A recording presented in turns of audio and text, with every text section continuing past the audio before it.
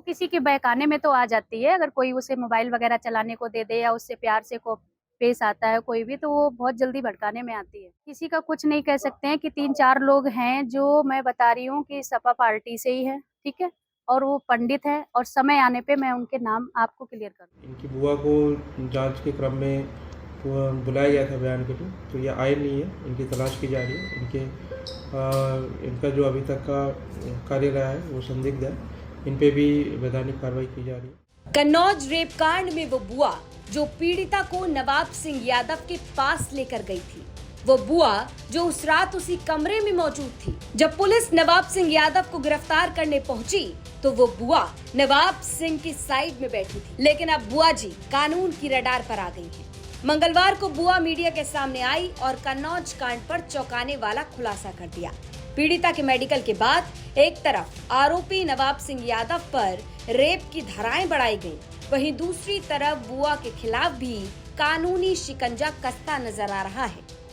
पीड़िता का medical examination आज कंप्लीट कराया गया, साथ ही न्यायालय में उसका बयान कराया गया, जिसमें उसने दुष्कर्म की बात कही है। इसमें विवेचना में अब दुष्कर्म की धाराएं बढ़ाई जाएगी और साथ ही जो कल इसके साथ जो बुआ थी उसके बारे में भी जो इसके माता पिता है आरोप लगाए हैं। इसमें माता पिता ने यह बताया कि इसकी बुआ जो है इनकी लड़की को लेके आई थी और इस घटना के संबंध में इनको कोई जानकारी नहीं थी। जब पुलिस ने इनको संपर्क किया तब इनको इसके संबंध में पता चला और इस बुआ के संबंध में भी इन्होंने तहरीर दी है, उसको विवेचना में शामिल किया गया और इनकी बुआ को जांच के क्रम में बुलाया गया था बयान के लिए, तो ये आए नहीं है, इनकी तलाश की जा रही है।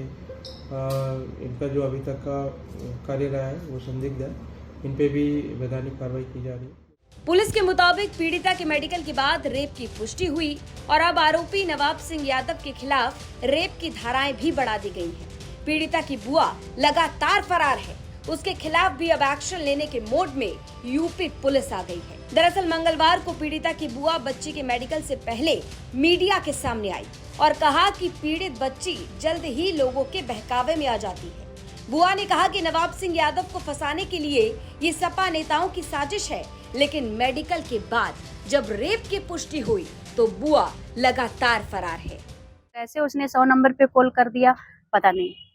तो क्या मानसिक तौर से कुछ बीमार है बच्ची क्या? वो किसी के बहकाने में तो आ जाती है, अगर कोई उसे मोबाइल वगैरह चलाने को दे दे या उससे प्यार से को पेश आता है कोई भी, तो वो बहुत जल्दी भड़काने में आती है। तो जैसे आप कह रहे हैं बच्ची को जो है किसी के भड़काने, किसने भड़का दिया, किसने ऐसा कर दिया? देखिए, किसी का कुछ नहीं कह सकते हैं कि 3-4 लोग हैं जो मैं बता रही हूँ कि सपा पार्टी से ही है, ठीक है? और वो पंडित हैं और समय आने पे मैं उनके नाम आपको क्लियर कर दूँगी। जब आवश्यकता ज़रूरत पड़ेगी तो मैं बताऊँगी। तो ये प्लान्ड पूरा मामला था क्या? नवाब सिंह यादव को फंसाने का, क्या आप कहना चाहते हैं? बिल्कुल। ये प्लान था? जी। किसका प्लान था कुछ बताएंगे? समय आने पे मैं नाम क्लियर कर दूँगी। एसपी ने बताया कि पीड़िता को नवाब सिंह यादव के पास ले जाने वाली बुआ को मंगलवार को पूछताछ के लिए बुलाया था, लेकिन वो पुलिस के सामने नहीं आई और मेडिकल के बाद से ही यानी रेप की पुष्टि के बाद से ही बुआ लगातार फरार है। अब बुआ की गिरफ्तारी के लिए पुलिस टीमें बनाई गई हैं।